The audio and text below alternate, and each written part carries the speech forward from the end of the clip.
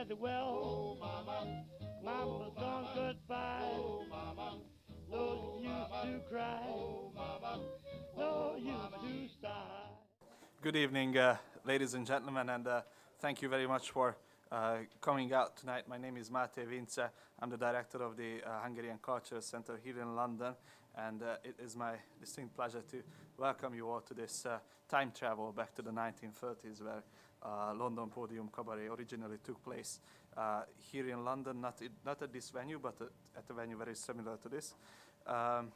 Thank you very much, Phoenix Arts Club, for hosting our event. They were so kind to even get us some Hungarian wine, a lovely white furmint and a lovely red kadarka, so feel free to enjoy. I'm sure it will add to the enjoyment of the night.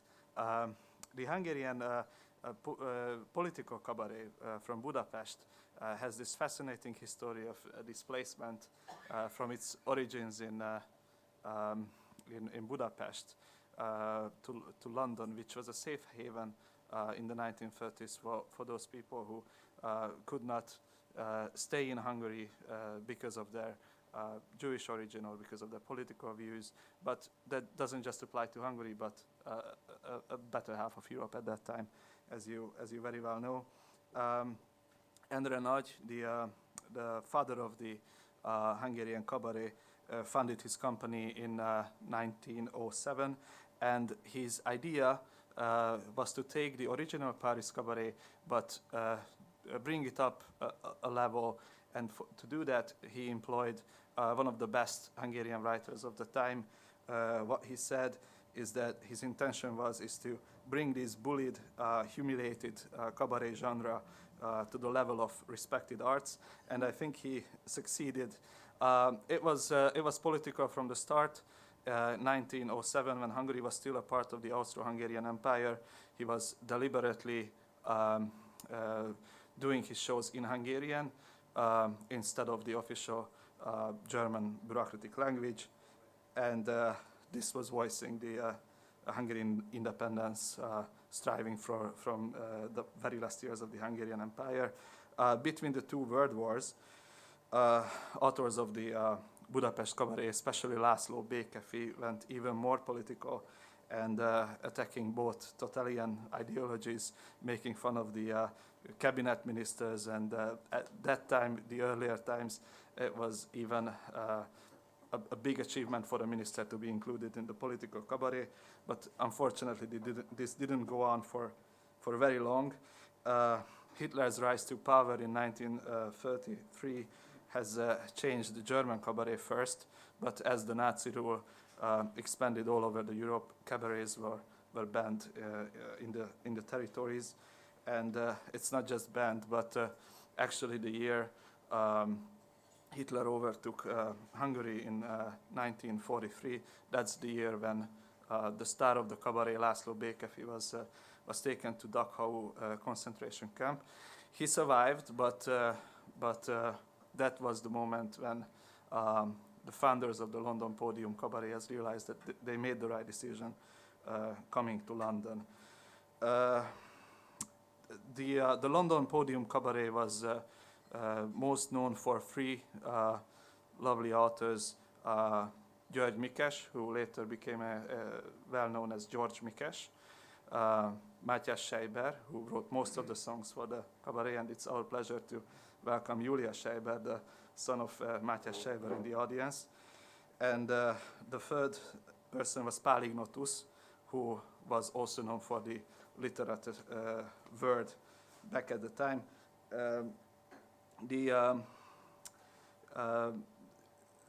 The extra factor that the Londoni Pódium Cabaret added to the Hungarian original Budapest Podium was this feeling of emigration, of being a foreigner in a foreign country.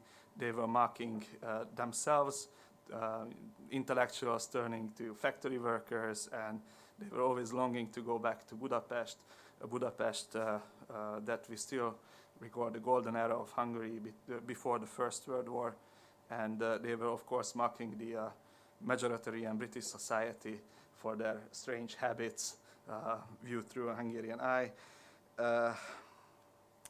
And whenever they were talking about Budapest in their cabarets, they were always talking about the feeling that they will go back eventually when the Nazis will be out of Budapest and they will enjoy that life again. And now we know for a fact that this didn't happen. The 20th century totalitarian regimes were not really accommodating to the free spirit of the Hungarian political cabaret. And in the same year when László Békeffi was taken to the Dachau camp, Pál Ignotus wrote that the main character of the Londoni Pódium, which was the audience, did not do this favor to the Nazis by spoiling their own appetite for a good laugh. And ironically, in 1949, when the communists take over in Hungary, Pál Ignotus went back and he was immediately imprisoned for 15 years, and he just regained his freedom in the general amnesty in 1956. But that's all history. The last Londoni Pódium Cabaret was on stage in 1945 and today. So please welcome our lovely crew for the evening and enjoy the show. Thank you very much.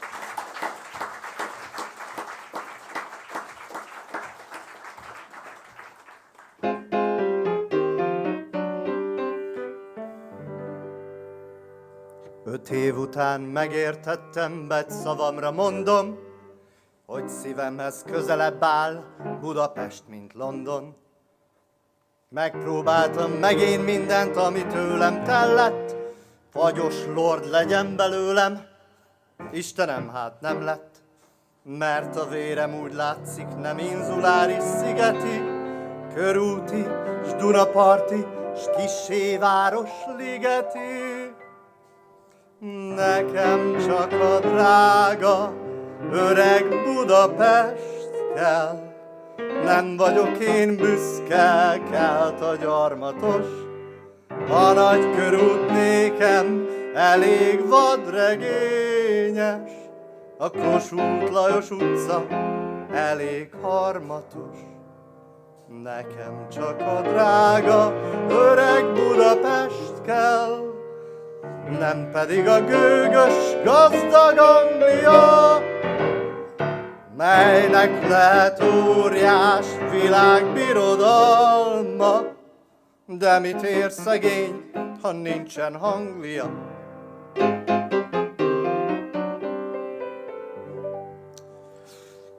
Bevallom én, hogy utálom a pirítóst babbal, s just sem iszom sosem teát, csak kis kávét habbal. Bevallom én, hogy még ma is megdődöm párszor, ha elmondják, hogy lovely day, napjában vagy 100-szor. Bevallom én, ma is bosszant, de hogy is hagy hidegen, mikor úgy beszélnek rólam, ön egy véres idegen. Nekem csak a drága, öreg Budapest kell. Nem vagyok én büszke, kelt a gyarmatos. A nagy körút nékem elég vadregényes, s a Kossuth Lajos utca elég harmatos. Nekem csak a drága, öreg Budapest kell, nem pedig a gőgös, gazdag Anglia, melynek lehet óriás világbirodalma, de mit ér szegény, ha nincsen hanglia?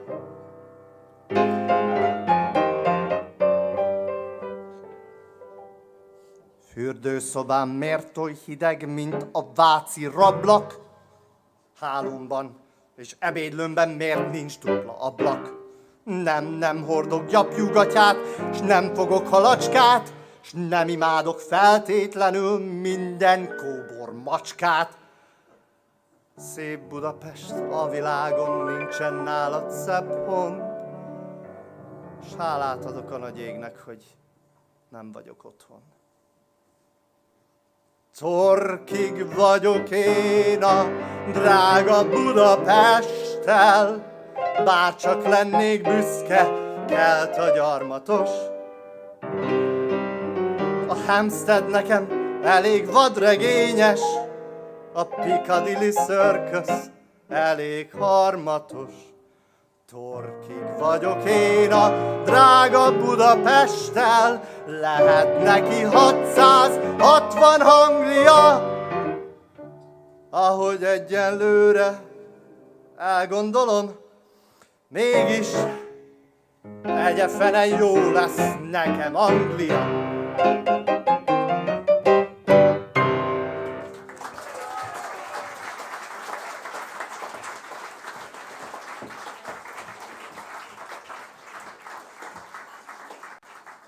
Welcome, ladies and gentlemen.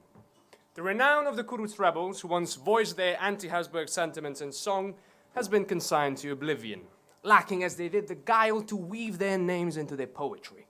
Their illustrious progeny, however, forewarned by their misfortune, were quick to commemorate themselves in print, lest future philologists mistake them for somebody else.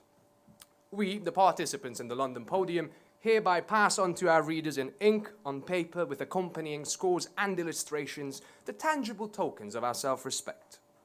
Taking as our starting point the healthy realization that if we neglect to express our appreciation for one another and for ourselves, nobody else is damn well going to do so. A particularly important task in this undertaking of ours has fallen to our friend Londo.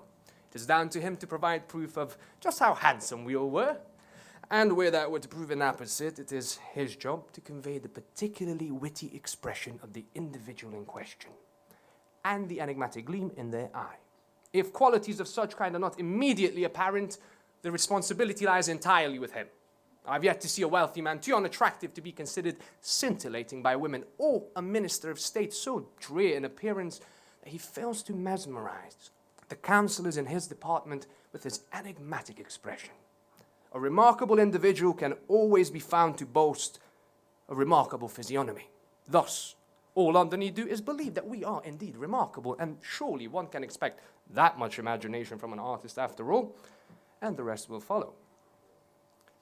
All this, however, applies strictly to those members of the podium, those participants whose names feature on the program, but without whom there will be neither program nor performance.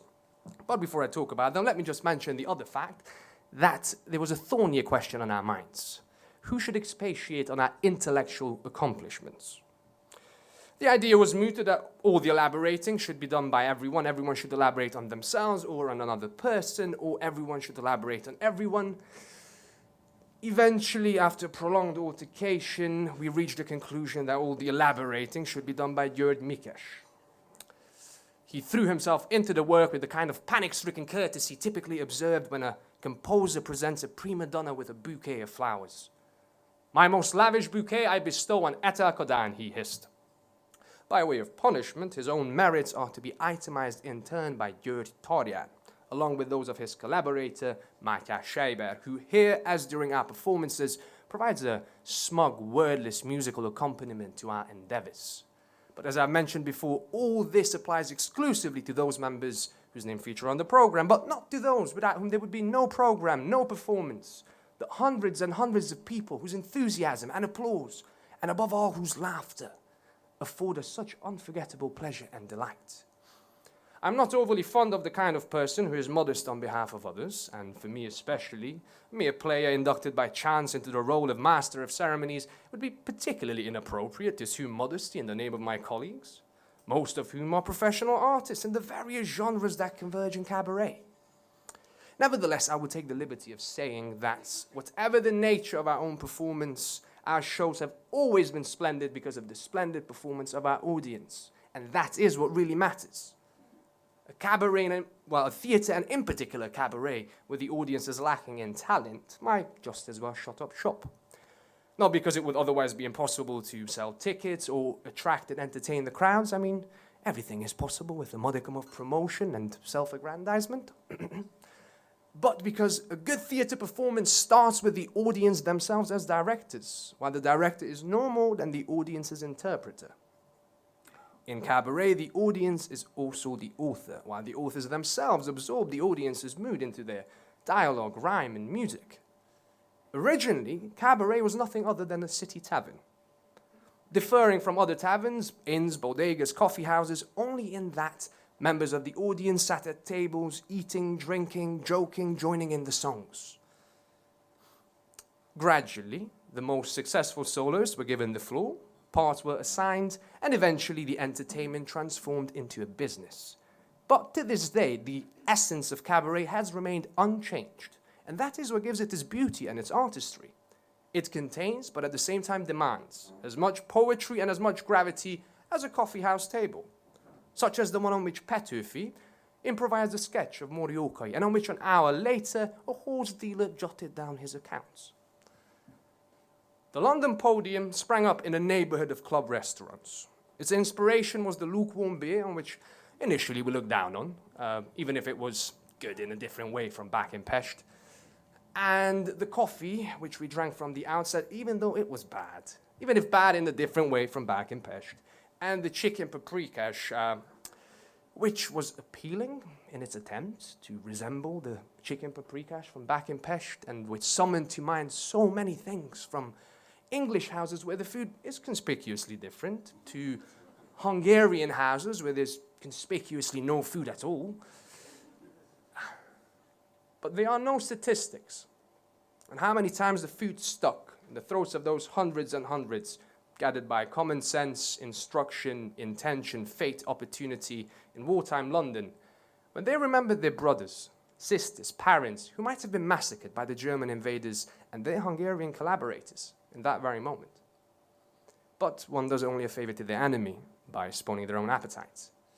And the main character of the London Podium did not do this favor to the Nazis, and I'm obviously talking about the audience, by spoiling their own appetite.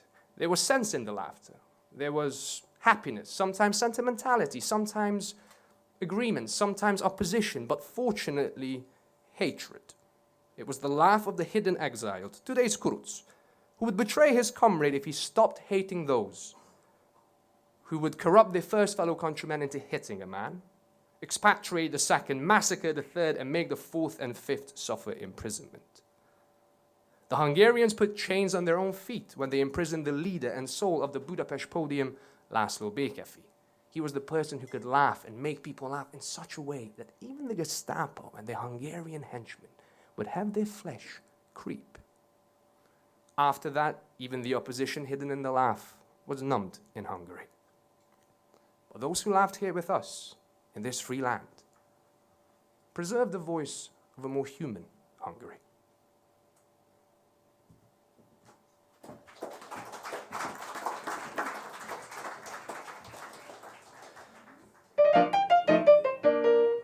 I wear my green checkered blazer, paired with my brown velvet trousers. Sundays I spurn soap and water. Earls and lords find them uncalled for. Tea is an hourly habit. My first cup's at 5 in the morning. I talk to my dog for hours, and every sentence ends, isn't it? I'm quite proficient in indistinct muttering, largely inaudible through that nose bumbling. When I'm content, I say goody. If not, I let slip a damn it. But since being clever's bad manners, I much prefer to keep quiet. I'm the last to brag or boast. I may not deserve a toast. Still, I think you must agree I'm as English as the English be, with a jaunty formal air. See me strolling down Mayfair, what great serendipity. I'm as English as the English be. Ascot on race day for pleasure, boxing's a sport that I treasure. Long vowels lend me an accent, just like an Oxford professor. Shamu I've ousted for Sammy. Poor Marcia's no more, now she's Mabel. Panis new minted as Penny, and Abel's commendably able. Mention the Magyars and you've seen the last of me. That's all it takes to end my equanimity. My dearest papa, I call old boy, a slap on the back for good measure. But sadly the show of endearment earns me a clip round the ear hole. I'm the last to brag or boast. I may not deserve a toast. Still I think you must agree I'm as English as the English be. With a jaunty formal air, see me strolling down Mayfair. What great serendipity! I'm as English as the English be. Felt brolly hooked on my elbow. I'm the quite fashionable fellow. I smoke a pipe, not a cigar. Nazi comes out sounding nasal. All Sundays I spend in the garden, all afternoon digging and hoeing. Cocktails for me, who needs spritzer? At Farbelli's Place I play poker. After a day of toil golfing, by 5:30 I reach the 18th hole, no more than half alive. I have to admit loathing porridge, and Yorkshire pudd's quite disconcerting, but one thing I'll cherish forever, noodles and chicken paprikash. I'm the last to brag or boast. I may not deserve a toast. Still I think you must agree I'm as English as the English be. With a jaunty formal air, see me strolling down Mayfair. What great serendipity!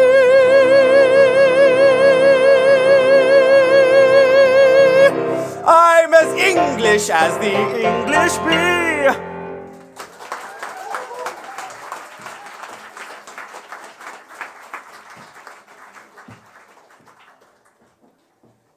For years on end, I went regularly to the Rudolfsbad in Pest every morning. On one such occasion, I remember noticing an elegant, athletic, good-looking young man approaching the cashier's desk.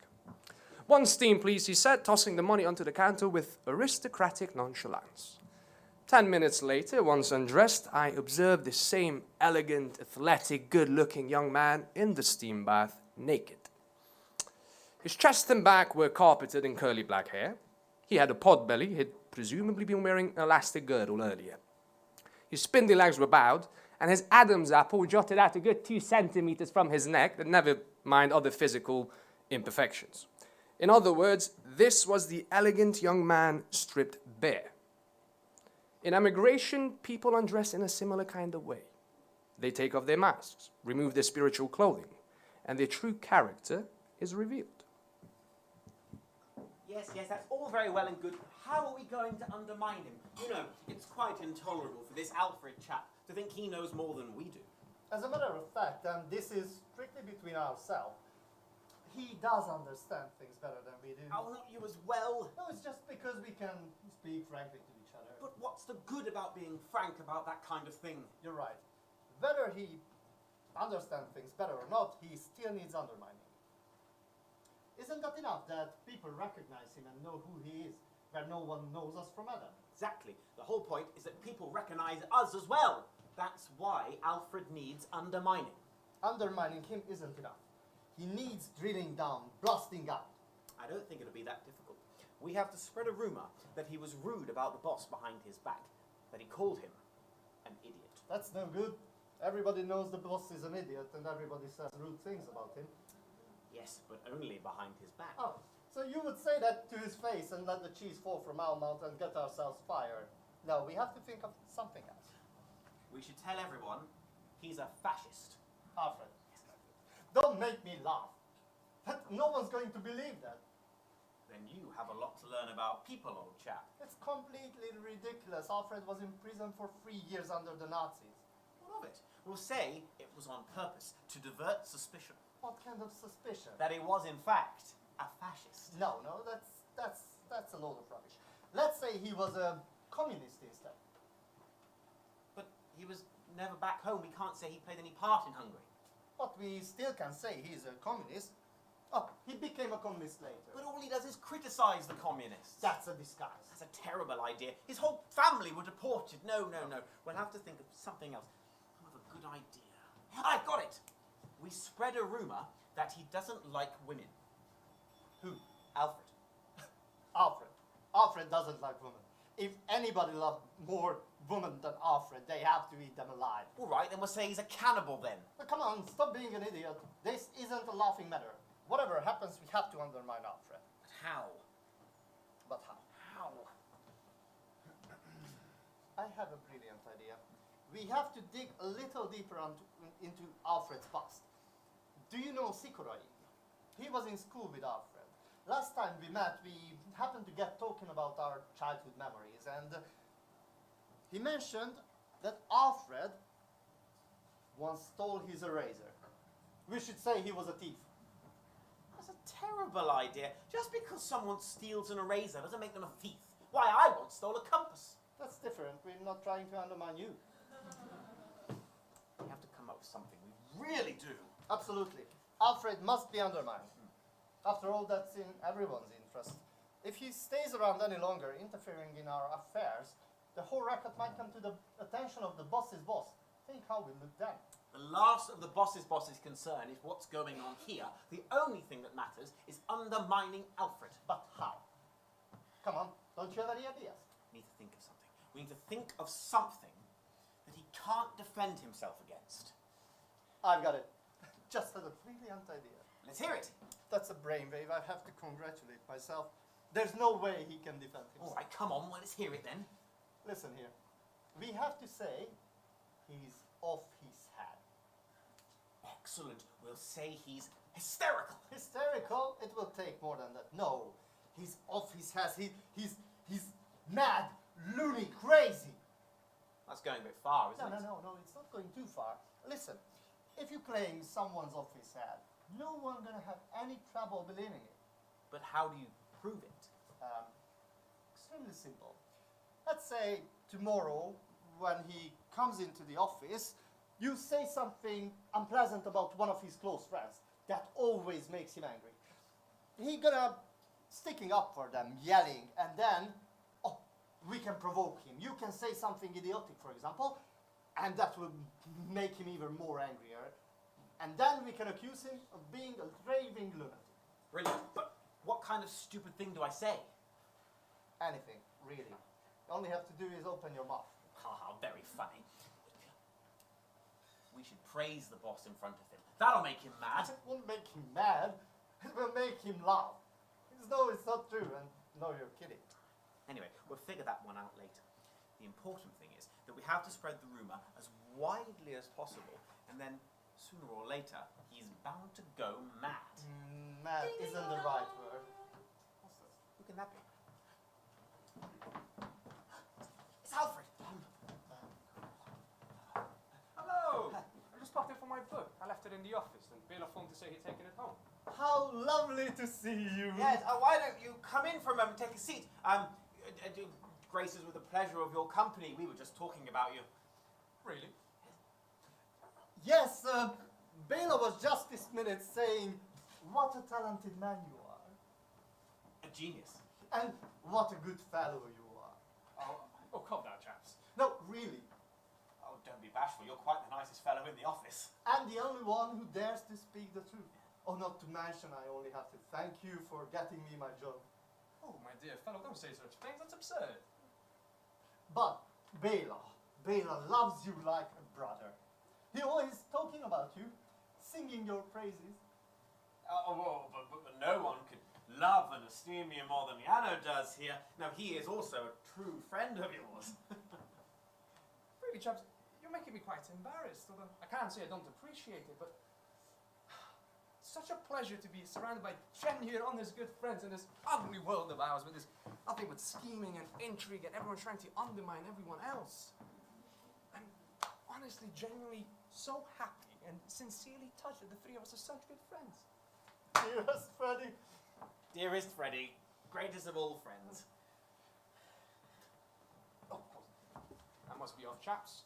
Promised I'd be straight home. My brother-in-law was coming over for dinner with his wife. Goodbye. Goodbye, Freddie. Goodbye, See you in Freddie. the office tomorrow. There. Didn't I tell you he's an idiot? How do you mean? The poor man honestly thinks that we are his friends.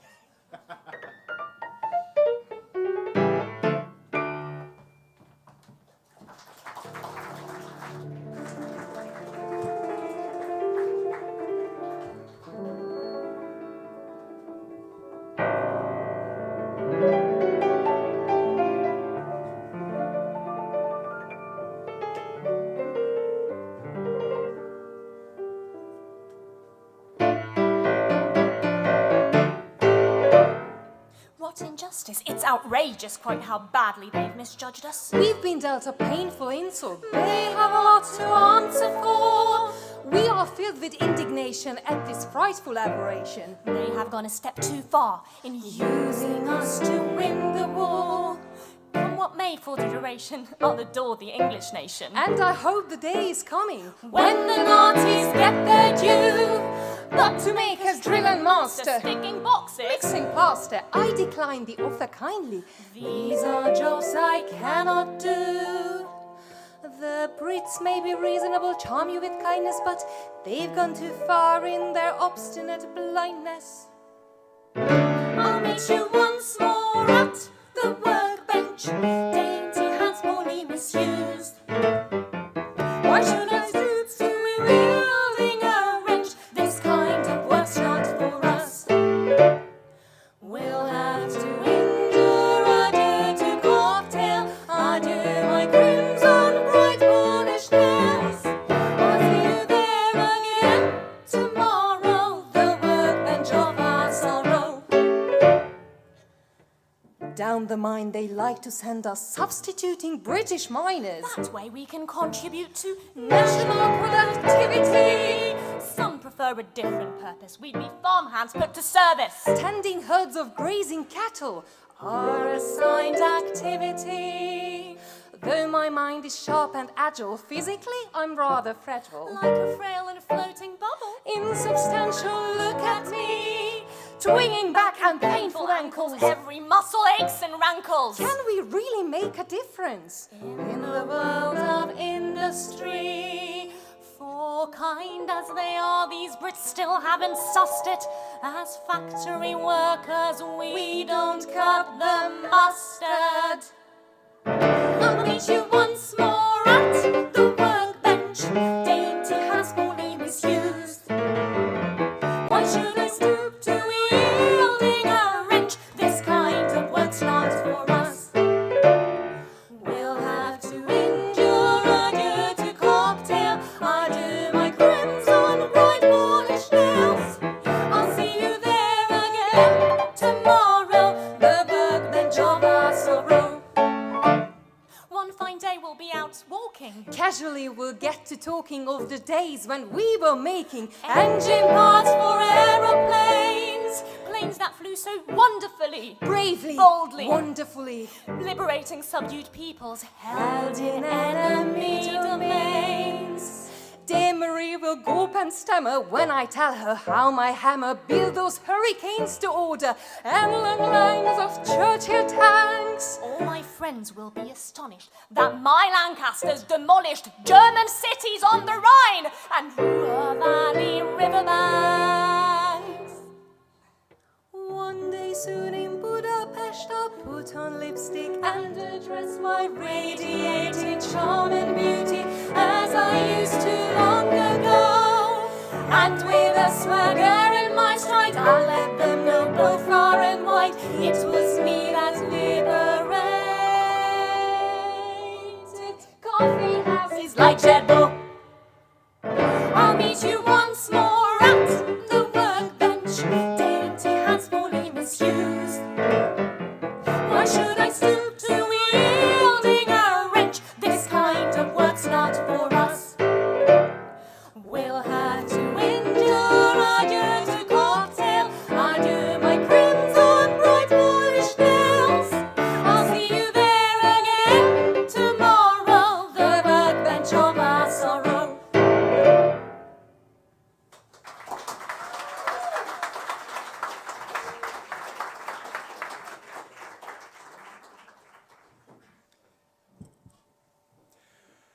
Since we are publishing a little podium booklet, my friend Pál Ignotus suggested that I can take the opportunity to pen a few warm words about the podium performers who have devoted such hard work, effort and talent to ensuring the success of our modest undertaking.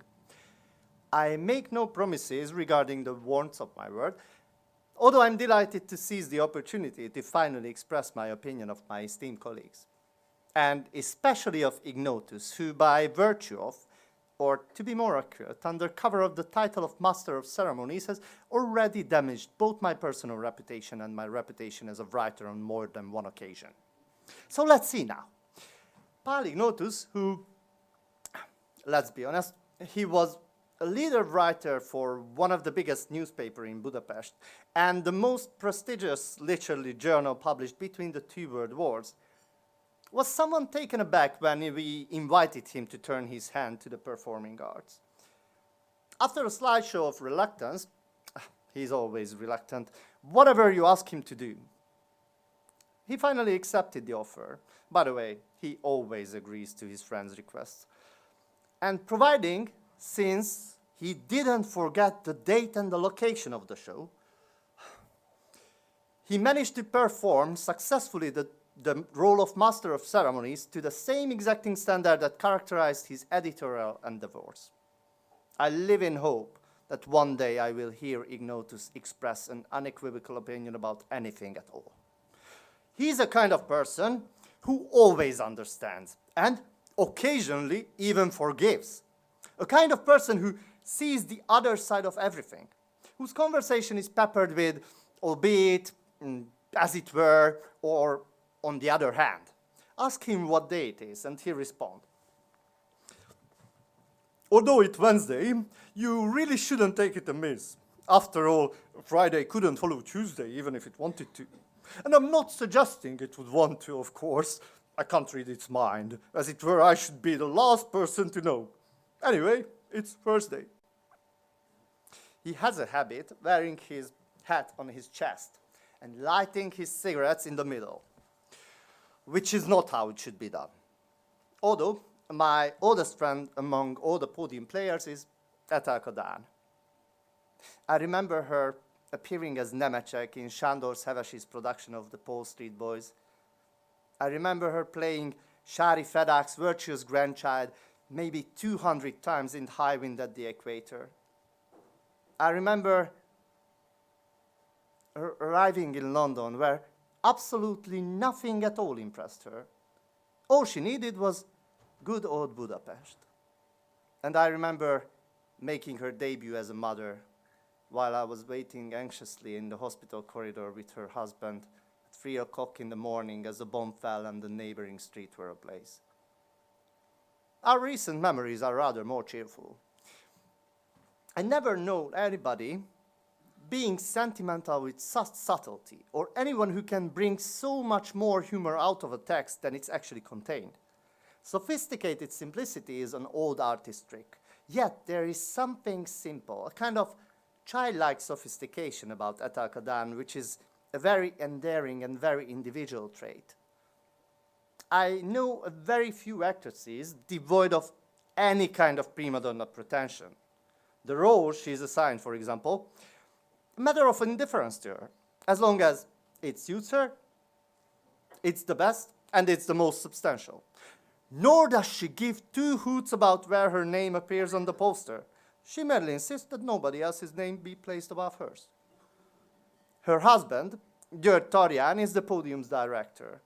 Lead artist, usher, chair carrier, prop man, cleaner, piano mover, and the poster designer. There's something humorously dignified and comically solemn about him that I never really got used to. He takes the start of the rehearsals deadly seriously, although I never known anybody being capable of laughing at themselves so heartily.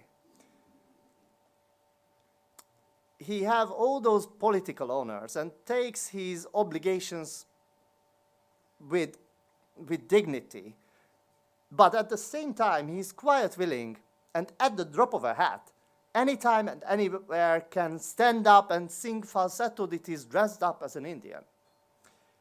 As a matter of fact, I find it rather difficult to pen compliments about him, although I'm unable to refrain by sitting down here and declaring before the public at large that he is, without doubt, the best pancake-making Hungarian actor of all time. I've known many actors and actresses in my life, both great and small, but János Strasser is the first truly outstanding singer that I come to know more intimately. Initially, I have to admit, he did take me slightly by surprise when he went off upstairs during a performance and began bellowing at the top of his voice things like me, me, me, me, me, and ma, ma, ma, ma, ma. It's quite a common symptom among singers, apparently, and we soon got used to it. János was a stretcher bearer for the civil defense, and in more than one occasion, he turned up in fine fettle after a full day of rehearsals, work, teaching, followed by a full night with the civil defense, just to sing and dance in a role of ministerial counselor or a green-shirted fascist. This, I believe, is why the audience were delighted to decorate him with the Cross of the Order of the Podium, complete with ribbon and treble clef.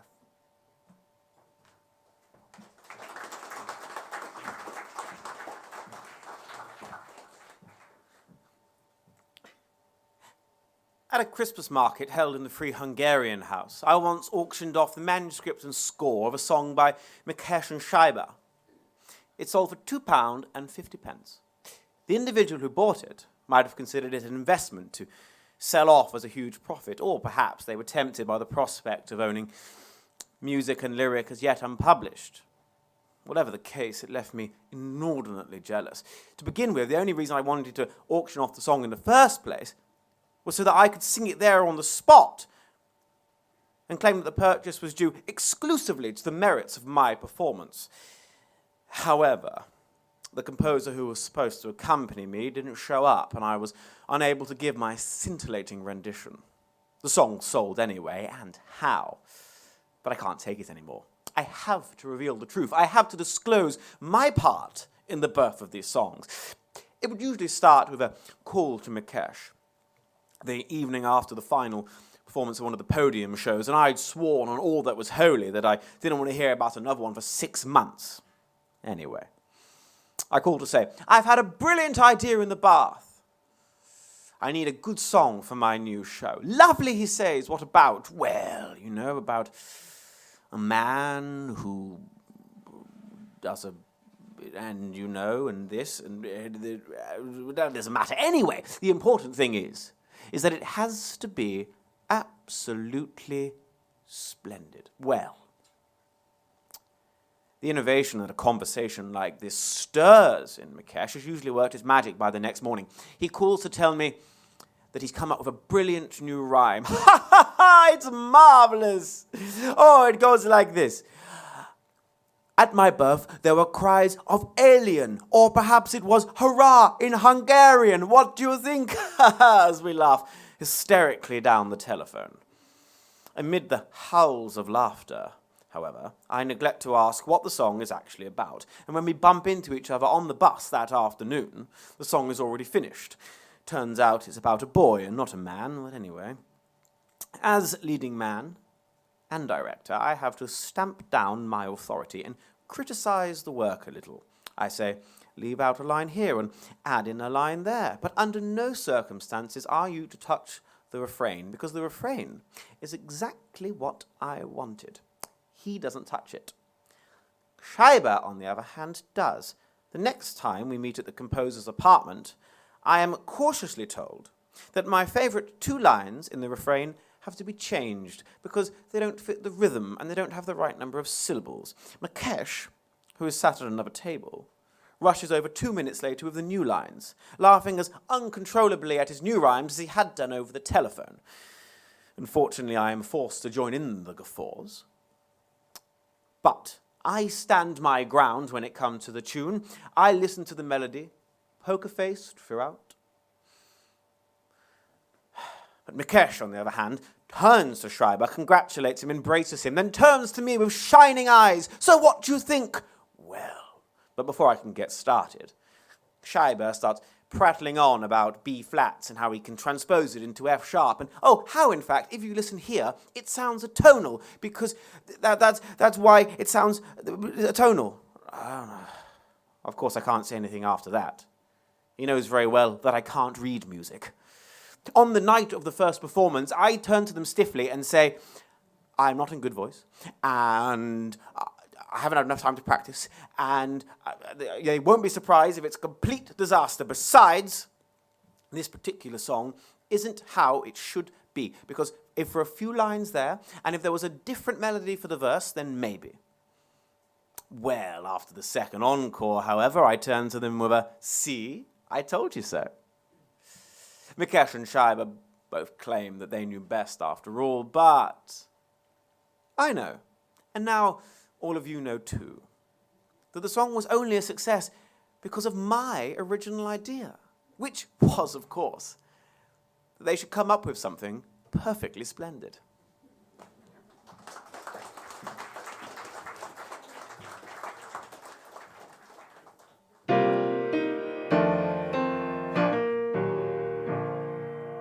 After several years of pining, just the other evening, my train pulled into the station, past my destination.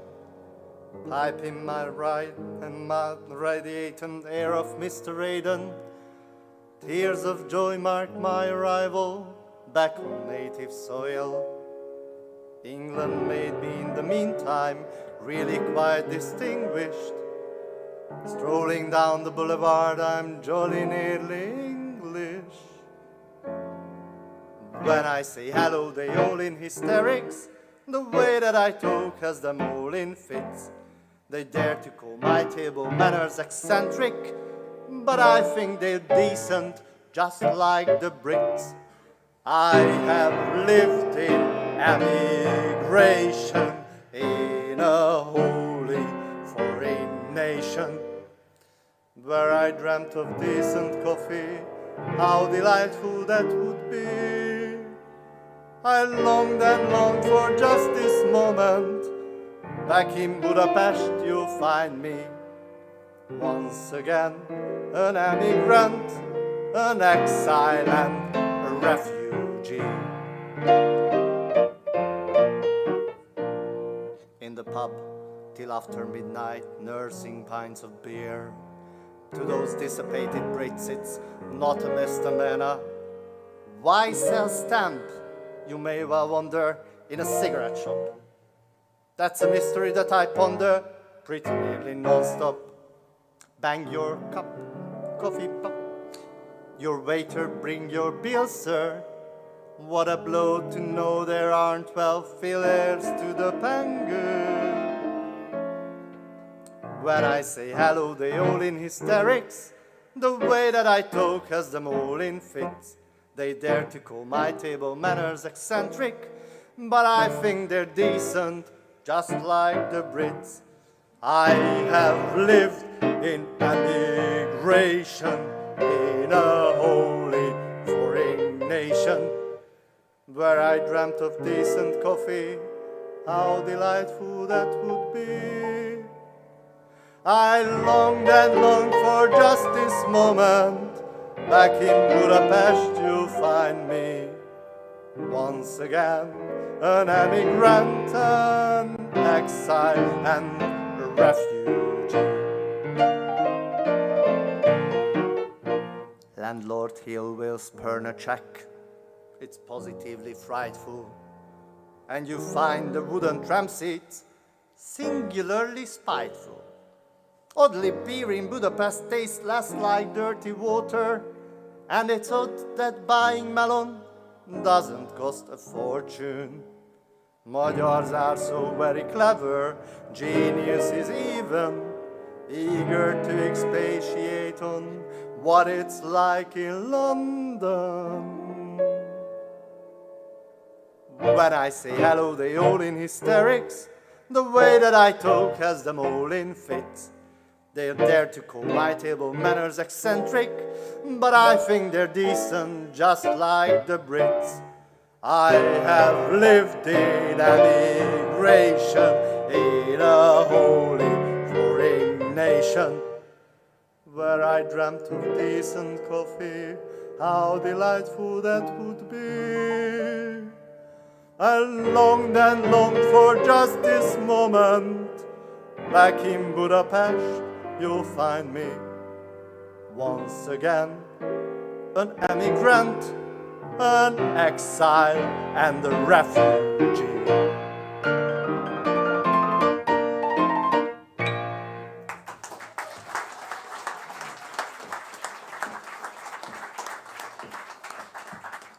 Ladies and gentlemen, once you have purchased your tickets and taken your seats inside the auditorium, are you aware that you have entered, as it were, a spiritual steam bath? Your soul's worldly attire has been left outside in the cloakroom, and in the steamy and dark atmosphere, each one of you is absorbed into a new unity in which you are no longer recognizable as individuals. You are aware of no such thing. You take a good look around at the people in the boxes, criticize what they're wearing. Quite frankly, that dress is atrocious.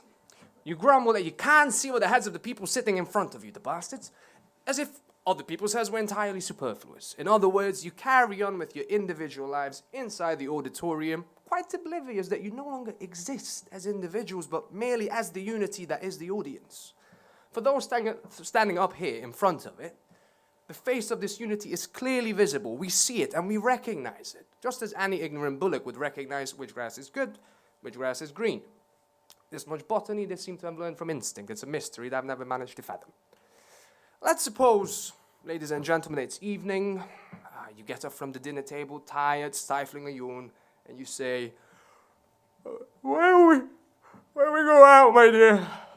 Why not indeed? So you cast a final parting glance at your family hearth, your sleeping children, if you're lucky, and at the tax notice occupying its rightful place on your civilized dinner table, and you depart. Outside in the street, a question arises. Where shall we go? How about the music hall? The suggestion is met with approval, so you set off for the music hall. When you're almost there, an idea occurs to your good lady wife. I say, why don't we go to the cabaret instead? We can call in on the bollocks on the way there. We need to talk to them about tomorrow afternoon. So you turn round and head for the cabaret, seeing that the bollocks live en route, and you can call in and talk to them about tomorrow afternoon. And in the foyer, the cabaret manager rubs his hands together with glee when he spots you. Oh, there's a good crowd tonight, a really good crowd. No denying it, this month's program's going down a treat. In the music hall foyer, the manager mutters miserably to himself. Tarnation is staying away. No denying it, this Astor Nilsson's not hitting the spot. Ask any member of an audience in any theatre why they're there, and you'll find that the audience is made up entirely of people on their way to see the bollocks. People that need to talk about tomorrow afternoon. And yet, once this audience, once this group has assembled, this unity of the great and small, you will be obliged to conclude that the bollocks always live where there's a good show on. During the intermissions, you discuss with one another, ladies and gentlemen, the various reasons that have chanced to bring you here. You see, my dear, we couldn't get tickets for the National, and we had already changed, and we ended up coming here. And you see, my dear, we had some distant relatives from Debrecen up, and they arranged to meet us here, and what else could we do? We had to come.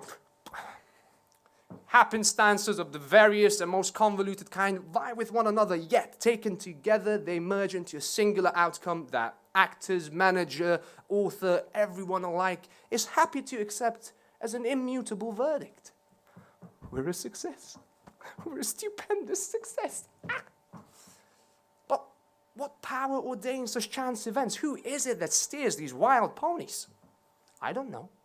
But consider, ladies and gentlemen, that the comedy theatre has a capacity of 1,600, while the My Cabaret has a seating of 300. When a play is a flop at the comedy theatre, only half the tickets are sold. But when a show is a huge success at the cabaret, the auditorium is almost full. That means that the comedy theatre can have an audience of a mere 800 because the play is dismal, while at the cabaret there can be an audience of 280 because the show is an overwhelming success.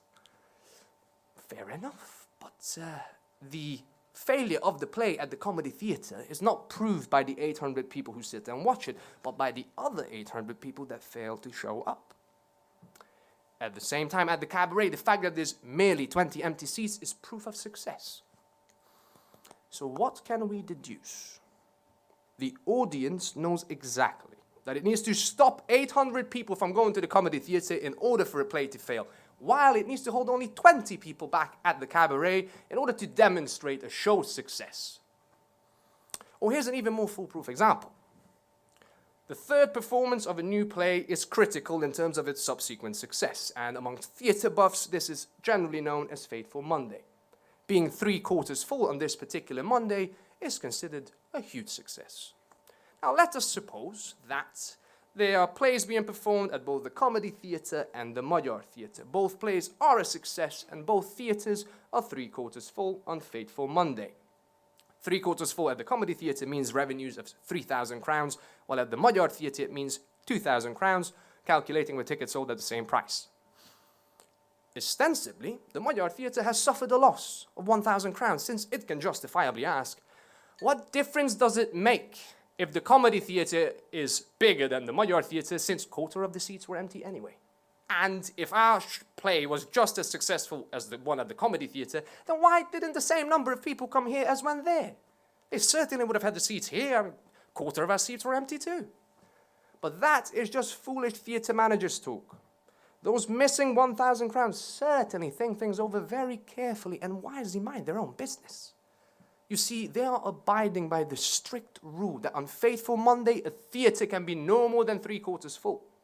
And wisely, those missing 1,000 crowns stay at home. Or, my final example, and this is so sorry, it makes me shudder to think about it. Here's the thing. At the time of the annexation of Bosnia, cabaret wasn't doing particularly well. Anyone rushing off to enlist for Bosnia didn't exactly have a great deal of time for cabaret. Average revenues were about 700 crowns on a weekday. Lower than average meant 600 crowns. Above average meant 800. It never fluctuated more than that. Well, one day, Alfred Brew made a one-off purchase of 600 crowns, paying a total of 600 crowns for tickets for an evening performance to be given the following week. He was going to make a gift of these tickets to members of the MTK football club. So said I, well, finally, we'll have a full house at the cabaret. These 600 crowns are exceptional revenue, and if you add to the 700 crown average, it's almost a totally full house. A packed house, as theatre managers say. So the evening came, all the strapping sportsmen showed up, and the takings were 700 crowns, including Alfred Brew's 600 crowns. How so? Here's how. On that very day, the mysterious power that rules over the audience sent out its invisible heralds throughout the city, announcing, proclaiming to all and sundry, "Oi, oi!" They said the heralds announced there was no need to go to the cabaret, that this is the 700 crown average has already been secured thanks to Alfred Brun. Who knows how? Who knows why? On every evening, the audience take their seats inside the auditorium, and on every occasion I observe the tiny hole in the theatre where the actors take a little peek inside the auditorium. It's as if I was seeing the dark, brooding eye of the delinquent, attempting in terror to penetrate the hidden thoughts of his judge. But can those thoughts ever really be laid bare? We'll give it a shot.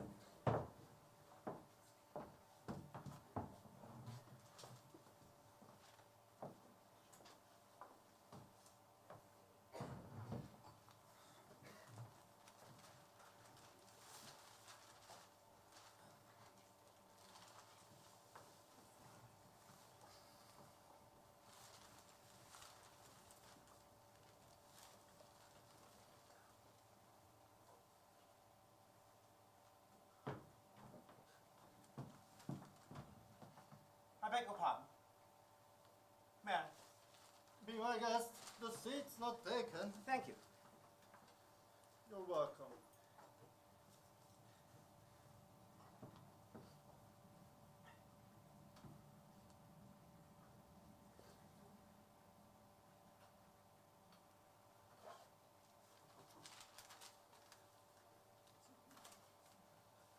I beg your pardon, may I? Be my guest. Take this page of the newspaper. Thank you so much.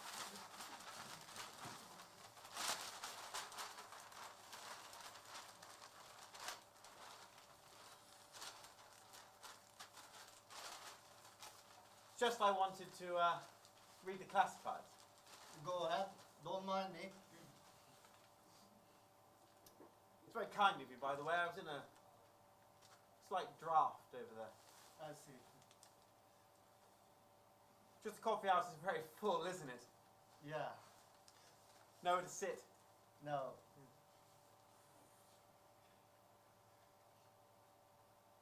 I'm quite content here, though, by the way. As long as I can read the classifieds, of course. Of course. People come to the coffee house, sit down and read, isn't that so? I myself am quite content to be by myself. I don't bother anyone and no one bothers me. But people in Pesh don't know the meaning of discretion. People in Pesh want to be personal. They'll sit down next to you and tell you their life story as if anyone else were interested. Isn't that so? Yes. It's most certainly the case. Exactly. I mean, it's not like that in other countries. I was in London 2 years ago in March, don't you know. I'm a land registry clerk. I was delegated there by the bank. And I said to my wife, she's a little deaf, the poor thing, I said, very well, then I'll go. Well, as I said, people in London know the meaning of personal discretion. I mean, why would anyone else be interested in anyone else's problems?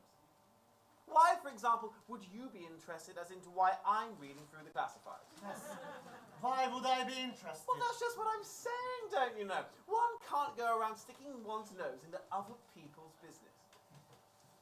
I'm sat here reading the classifieds, you're sat next to me here watching. That's all there is to it. Discretion. That's what it's all about, isn't it? Perhaps you might be wondering why I'm reading through the classifieds, but you don't ask and I don't say. Because it might be a personal matter for which I have to act with discretion, and you mark my words. Women, for example, only have time for men who act with discretion. Let's look at the following example. Why am I such a ladies' man? Well, it's because women know I can be discreet, and you mark my words. That's the most important thing to a woman. She has to be assured that I'm not going to go rattling on about anything to my friends, that I'm not going to tell the world about her. Because you mark my words. Women are very protective of their reputations. Now then, allow me to give you an example. I have a lady friend, a wonderful, stylish, buxom brunette, but that's not important, is it? What is important, I ask you? Discretion's what's important, isn't it? Well then.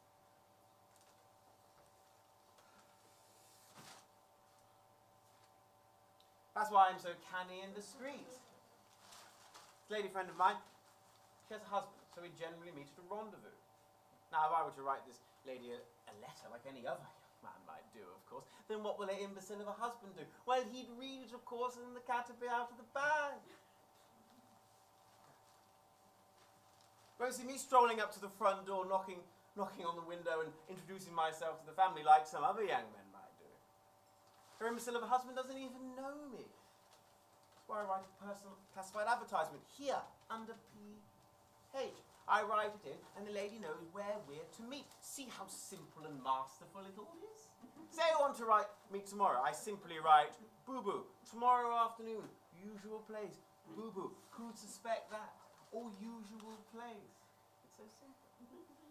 Of course I could write out her full name, Mrs. Antal Babergold, 3 Boysia Street. That is so simple. I simply write it in, and she knows everything's in order. No letter, no suspicion, no scandal, no loitering about apartments, no problem. And why? Because I know how to be discreet and canny. I don't go rattling on. I don't go prowling about apartments. I don't run any risks. I don't get to know the family. I don't get to know her friends. I'm capable of keeping my mouth shut, and that's why I'm such a hit with her. That's why She loves me and embraces me and kisses and bites me with a heartbeat. Isn't that so? Yes, it's most certainly the case. Oh, anyway, look at the time. I'd best be off. I said I'd be there by 3. Lovely to have met you, by the way. ODR Fraz. Delighted to meet you too. Mr. Antal Babergold at your service.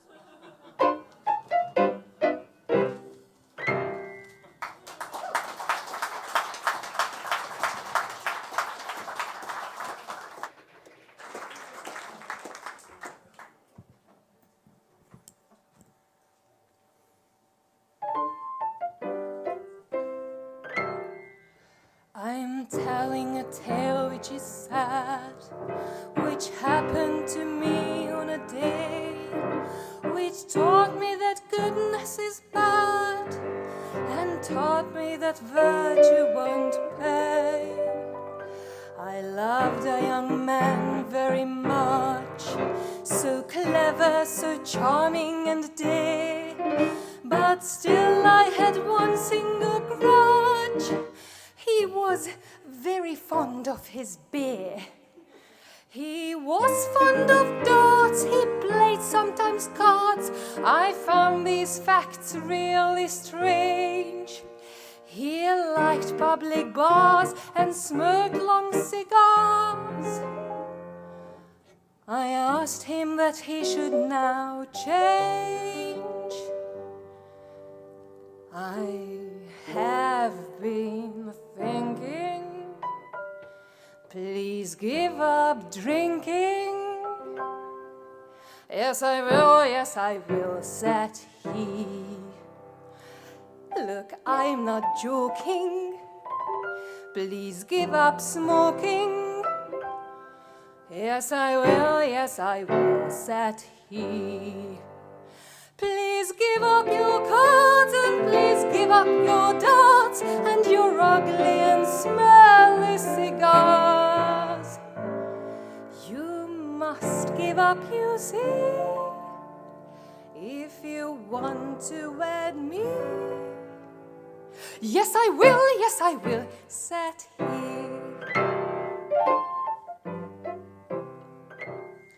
Surprising it wasn't quite quaint, how wonderful was my adored, behaving well just like a saint. Well, I must say he looked slightly bored. He never but never drunk beer, no sherry, no whiskey, no gin. As sober he was as a pin. He said that to smoke was a sin. And after a while he said with a smile, I still have one passion, it's you. I think of the whole, it's bad for the soul. I give up this passion, I do. I have been thinking, I've given up drinking. Yes, you have, said I. Look, I'm not joking. I've given up smoking. Yes, you have, said I. I gave up my cards and I gave up my darts and my ugly and smelly cigars. You asked me to be, well, of all passion free. So I will give you up. Goodbye.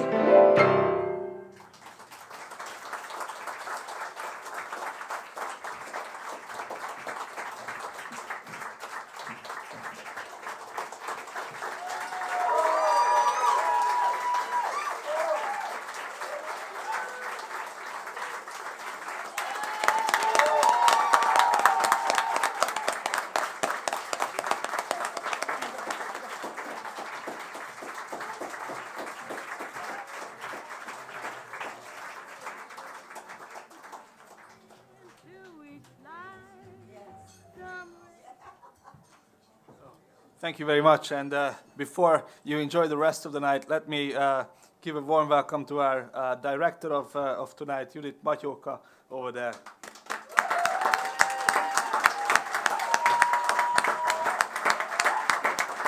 Ladies and gentlemen, Bernadett Ostorházi, Júlia Gyulai, Áron Kun, Silas Szabolcs, Ryan Alexander Full, and Csabai Domonkos.